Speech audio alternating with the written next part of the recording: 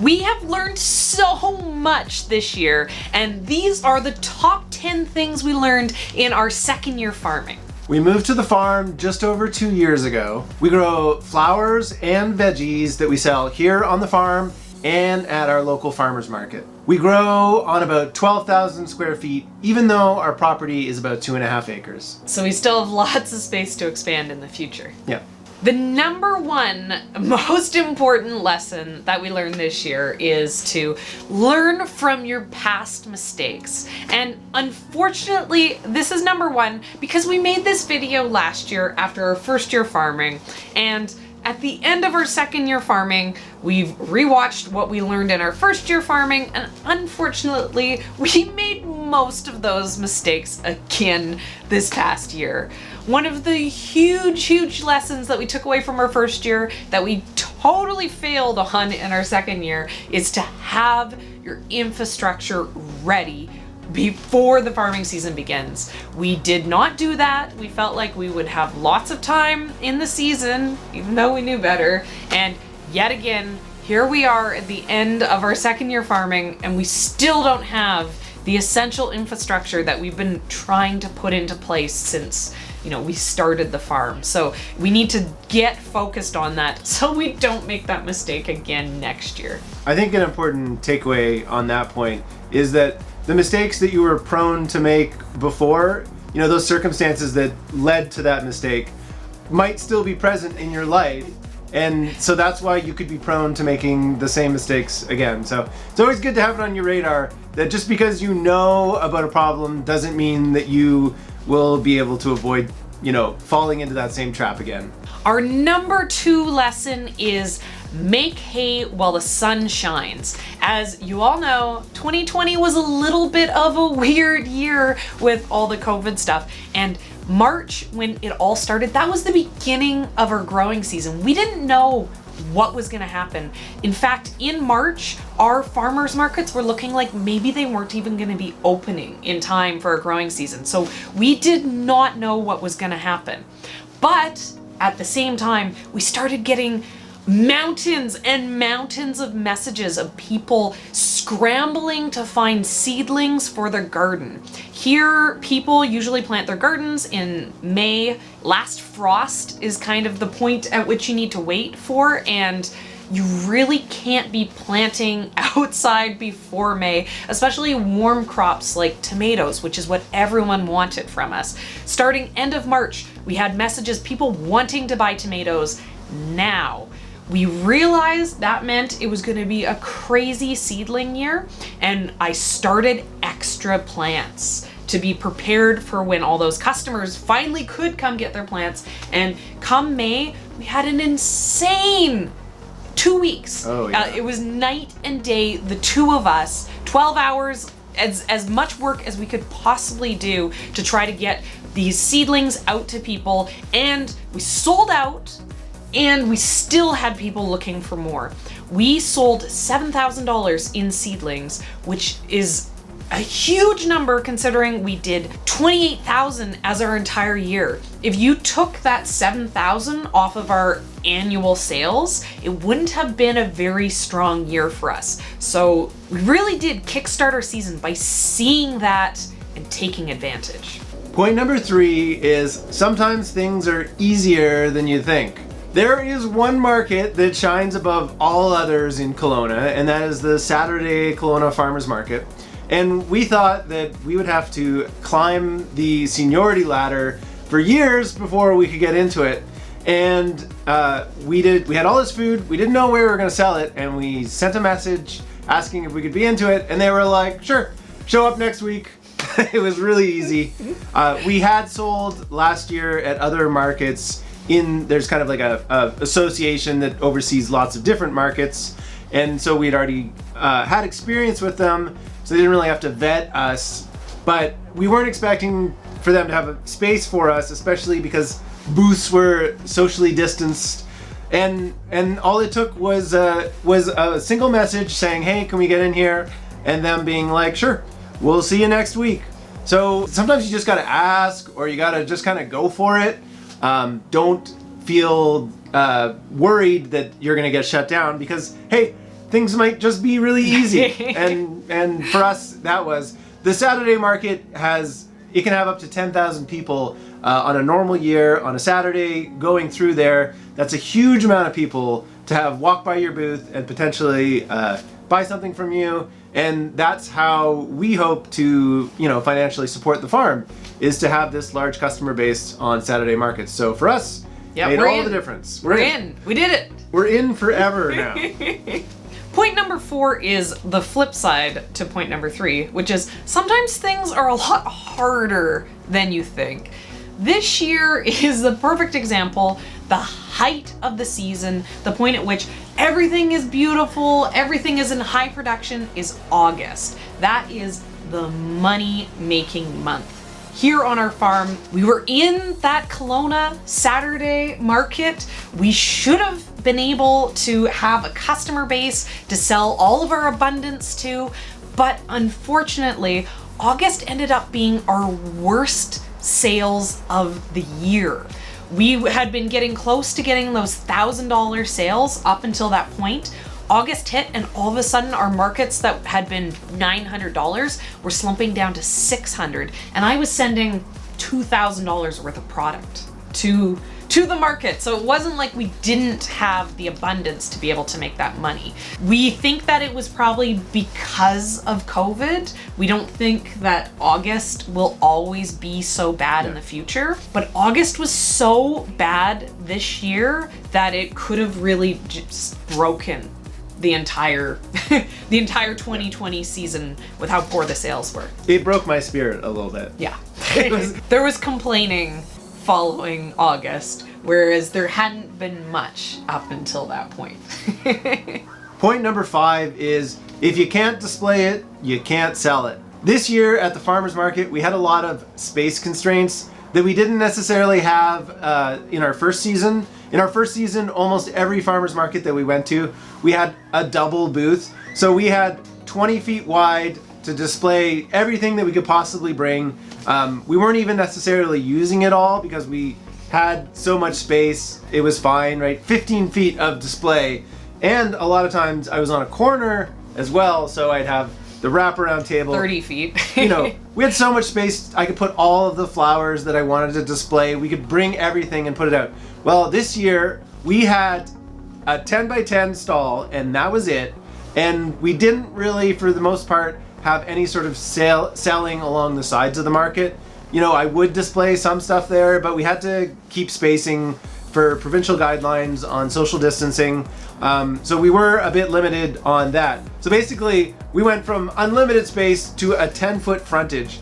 And I think sometimes we suffered from, either something would be hidden and it wouldn't sell at all, or we try to space everything out and nothing would be as predominant enough to kind of get the attention that it needed. The number one rule for selling at the farmer's market is pile it high, watch it fly, and unfortunately, because of those space constraints, there's only so big that pile could be when you have 10, 15 items that you're trying to put out for sale. The only solutions that you can really have is you can go higher, you can build your display higher, or you have to be very cutthroat with what you bring to the market, and you have to cut out those products that don't necessarily equal much in sales. For us, that meant that we stopped bringing herbs to the market after the spring.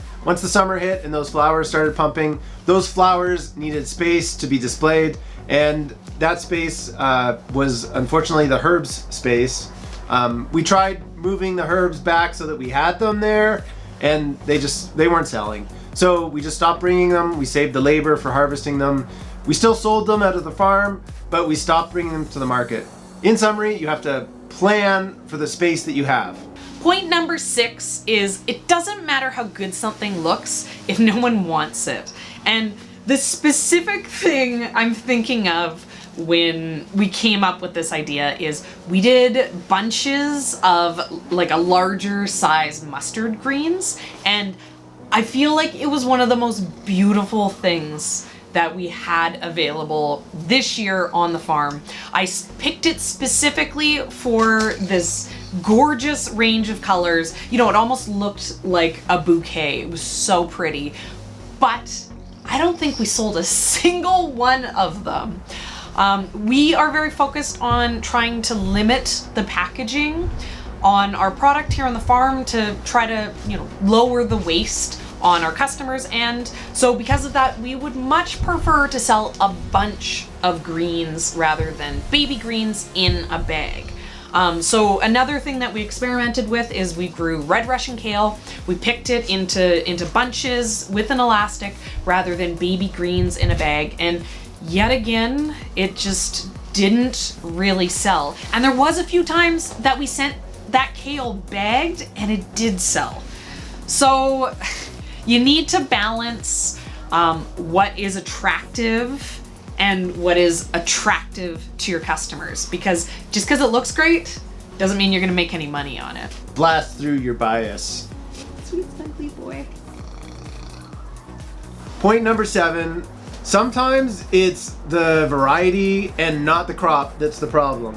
There are lots of times when you go to a market with, you know, say 2 varieties of kale, and one of them sells and one of them doesn't. So if you just went to that market with one type of kale, that one that didn't sell, you might be like, oh, my market hates kale, and kind of get false information from that. Whereas if you just went with the other one, you're like, oh, all I can do is sell kale all day, right? It's like that with other crops too. Our tomatoes, we had this pink Berkeley tie-dye that was really beautiful, and it just, you know, people would see it and they'd be like, oh my God, that is the heirloom tomato of my dreams. And then we had this other tomato called Big Dina that was like a perfect slicer. It just looked like this blemish-free, my favorite, blemish-free like slicer tomato, and it drove no excitement. We'd sell tomatoes, the pink Berkeley tie-dye, as long as we had them, and as soon as they sold out, people's interest really started to wane.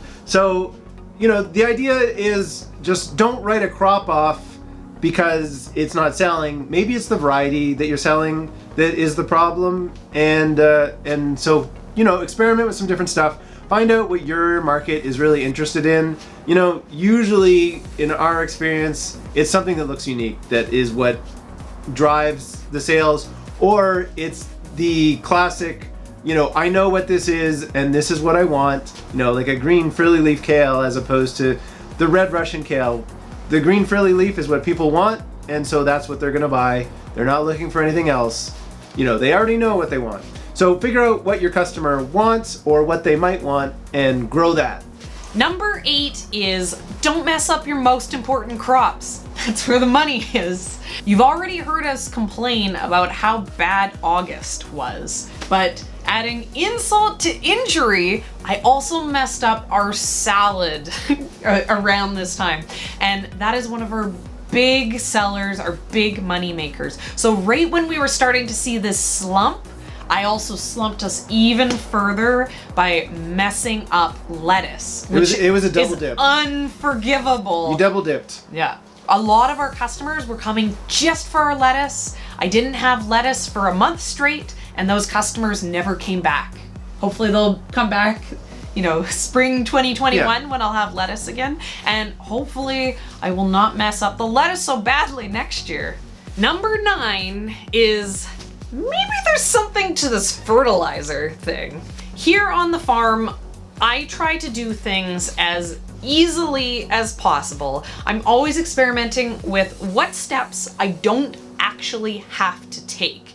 And over the years of my 17 years of gardening, one of those steps that I've kind of, you know, given up on is these crazy fertilizing routines that people have of, oh, put weekly fertilizer on your plants. I found that you just don't really need to do that to have happy, healthy, tasty vegetables.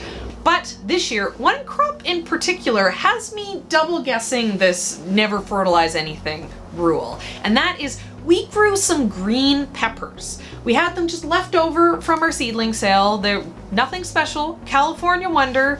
We planted it because we didn't know what was really happening because of all the COVID stuff. And those peppers, the amount that they produced, they didn't stop. They started going early summer and like peppers.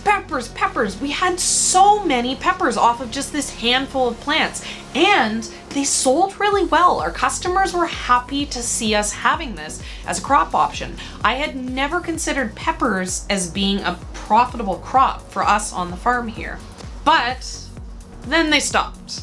About August, when I would expect peppers to be upping their production because it's perfect weather for them, they just kind of fizzled out. And what I think happened is they had produced so well that they'd used up all the fertility in the ground. If I had been following a mid-season fertilizing regime, you know, these long crops that are in the ground for these long periods of time, if I gave them a couple bumps throughout the season, I think they would have gone really, really well all the way to the end of September. So I'm very encouraged to try some things with a little bit of fertilizer next year, especially stuff like our tomatoes. I think it's important to note that we do fertilize in the spring. We amend our soil with compost and we use organic fertilizer, but we weren't doing it like mid-season. I think it's also important to note that our technique was kind of relying on planting a lot of things. In our first year, we grew like 450 tomato plants. And even if every one of those only produced, say, half of what a fully fertilized plant would produce, that's still a crazy amount of tomatoes to grow and sell.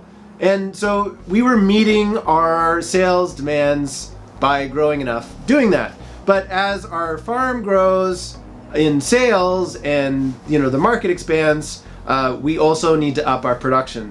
So we need to look at this mid-season fertilizing to get everything we can out of every little bit of our farm, because 2.5 acres is a big space, but it also is a tiny space.